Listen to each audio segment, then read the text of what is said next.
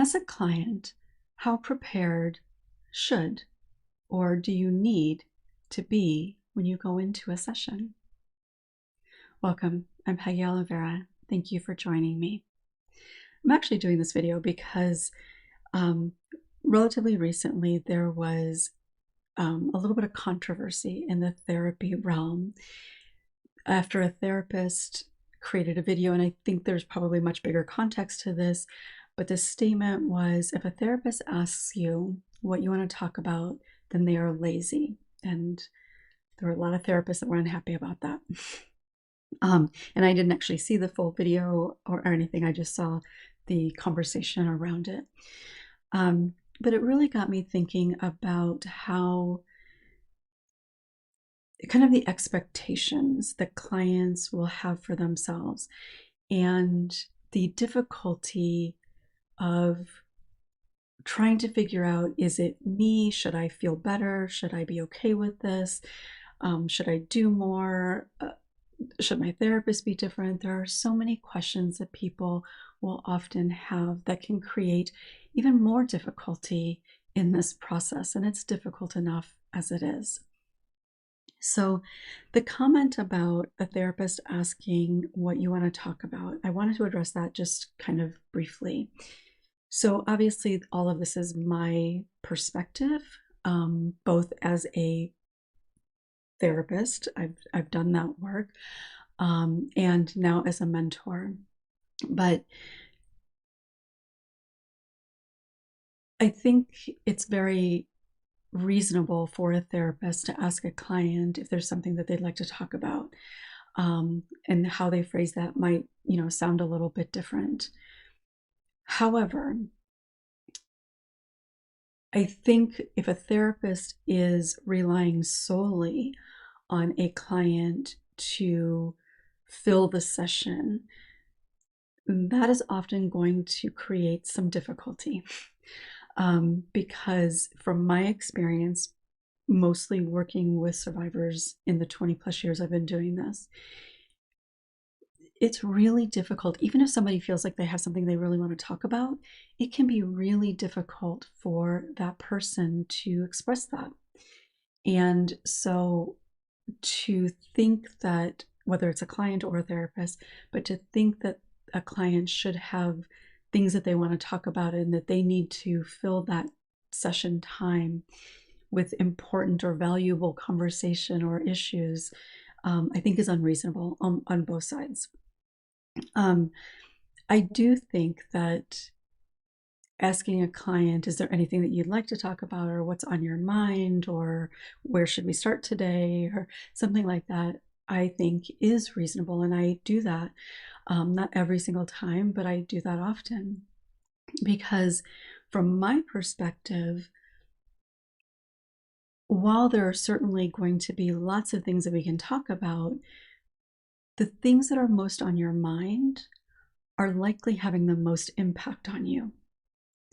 And for me, when we're working on healing, much of that is about what is impacting you, what is happening in your day-to-day life that is creating anxiety, that is making you doubt yourself, that is bringing up memories or creating difficulty for you in some way. What things are happening that are reinforcing those old core false beliefs?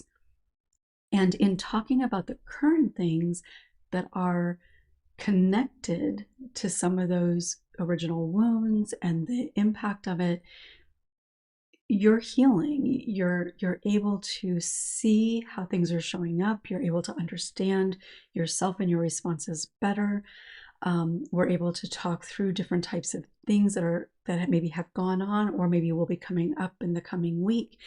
So I think there can be a lot of value in having a client share what's on their mind or what's been really prominent. In fact, that's sometimes a question I will ask is, what have you noticed being most on your mind this week? Or what have you noticed creating the most difficulty for you? Or what's been going on that's maybe making you pull back a little bit? what's creating the most vulnerability? So a lot of those questions, while certainly the past can be part of that answer, oftentimes it's things that are happening in their current life that are feeling familiar or are reminders of things connected to the impact of the trauma. However, if a client says that they don't know what to talk about, and that does happen, sometimes they'll come in and they'll say, I'm not really sure what to talk about. Sometimes they will even say, I really thought about canceling today because I don't feel like I have anything to talk about, or because it's been a pretty good week. And again, my perspective, but that's an incredible opportunity to maybe even go a little bit deeper, not to cancel. But I think it is the therapist's job, it's part of their role to know the client well enough, even if it's just like in the first or second session, knowing a little bit of history, maybe to maybe get in the beginning, maybe you get to know them a little bit more. Maybe you ask them more about themselves, or the kinds of struggles that they've had, or different types of life experiences. Maybe you do some sort of activity where you're actually kind of going through a timeline or something like that. So it could be very specific, or it could be more just conversational. But certainly after you get to know a client and you know what the issues and struggles are, you probably have enough understanding to be able to ask about different kinds of things, or ask questions to get more information, or to get a conversation started. Because I have certainly noticed that when I ask a question about like what's been most on your mind this week, I'm not sure that I've ever had somebody just give me a word or two answer and that's it. Usually that will kind of start the conversation or expand on what has been really present for them. But when we talk about the expectations that you might be putting on yourself, I really, again, my perspective as a client, the only thing I think that you need to concern yourself about in terms of showing up to your session to do the work is, first and foremost, showing up. Now, of course, there are going to be times that you aren't going to show up. Maybe you're sick, maybe you have a vacation planned or whatever, and that's completely reasonable. I'm talking about being consistent. And I know that sometimes there are people, I don't think I've really had this happen, but I know that there are therapists that have clients who cancel quite often. And if you do that, you're actually making it more challenging for you to continue, because the more time away you have, the easier it is to tell yourself that it's not really helping, or maybe you don't really need it, and that sort of thing. But if you are showing up and you are present, those are the most important things. Again, from my perspective, everything else can kind of naturally unfold when you're working with somebody that has some experience and training and understands the dynamic that it is difficult for clients to show up. It is difficult for clients to express things that maybe they really want to express, but might have difficulty doing so. And being able to ask questions in a way that can pull that out of them in a gentle, good way, that is something for the therapist to be practiced in, to learn how to do. And again, some of that comes with experience and time, but never is it the responsibility of the client to lead a session.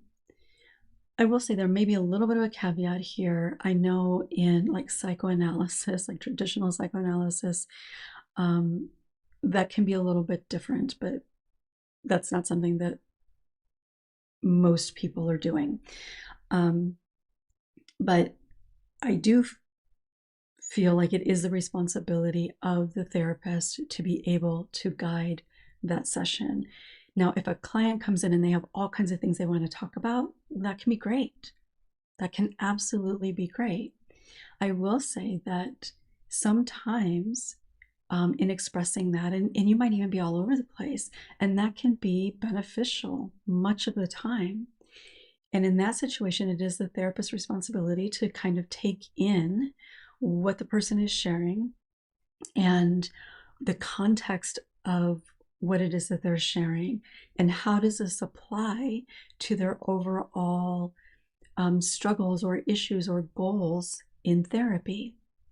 And then maybe ask some questions, or maybe kind of guide, um, you know, if somebody, for example, is venting about work, which is something that happens all the time, for probably most therapists, because work is such a significant part of most people's lives who work, and there's a lot that can be very frustrating about it.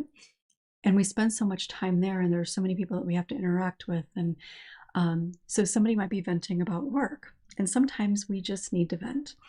But sometimes that venting and the way that they're feeling about it might have more to do with an ongoing pattern of feeling devalued, for example. So they may be venting about something specific that happened at work and being angry about it or something. But as a therapist, you're hearing that, you're listening, and you're also recognizing, is there a pattern? Does this fit into this pattern that we've seen before? Does this fit into the wounding and a core belief attached to that? And then how do we bring that all together? So I've even had clients at times say, like, they'll apologize for talking about something because it's not related to healing trauma or something. And that is absolutely never something to apologize for, because anything that is on your mind, the way that you're thinking, or the way that you're thinking about it or experiencing it, is from your lived experience of trauma. So even though the thing that you're talking about, like something happening at work, may seem completely and totally unrelated to the work that you're doing on healing trauma, it's really not. Because everything in your daily life you're experiencing from that wounded place. Some days maybe more so than others. Some days you might be affected by things more so than other days. But regardless, it's always going to be from that place. And so when you are thinking about whether you're thinking about starting therapy, or sometimes feeling like you don't want to go into therapy because you don't know what you're going to talk about, or because you feel like you should have been paying more attention to your week or something like that, please do not let that impact you in a way that keeps you from showing up. In fact, I would encourage you to talk about that struggle that you're having with that with your therapist, because that itself can be part of your healing, because that doubt that you're having is likely connected to maybe thoughts of feeling like a failure or disappointing somebody or something along those lines. So being able to talk about that can not only be helpful for maybe helping you let go of that expectation of yourself, but also that can be a healing experience overall. And anything that you want to bring into therapy, no matter what it is, again, my perspective, bring it in.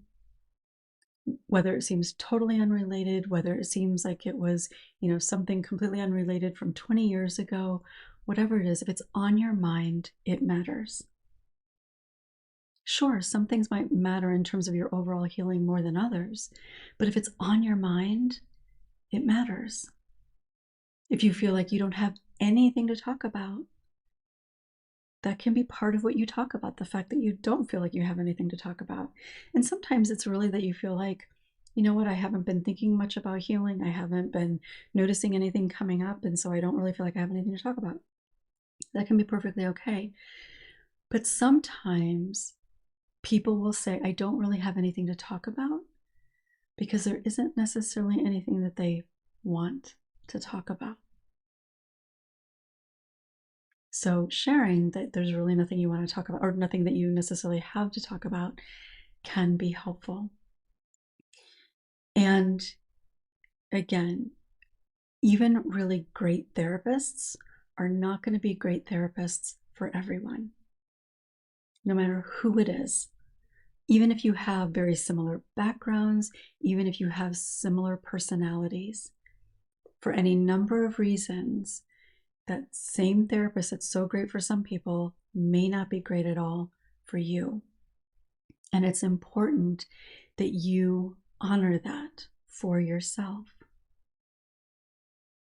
And again, if there's anything happening in that therapeutic relationship, in the therapy session that you're unsure about, or you have a question about, or something feels a little off, or your therapist does something that you don't really understand why they do it, if you can ask, again, not only will that be helpful for your actual therapy, but that can be really helpful for your overall healing. So I hope this was helpful. And whether you're in therapy or not, I think there are some things here that you can take in terms of maybe even your personal relationships.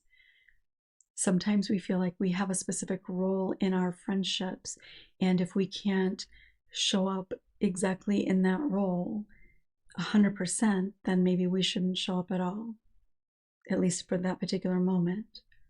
And so there's some similarities in that here. So I'd love to hear from you. Share your thoughts, what came up for you. If you've got questions about anything that I shared or something else related, make sure to leave them in the comments. Thanks so much for being here. I look forward to seeing you next time.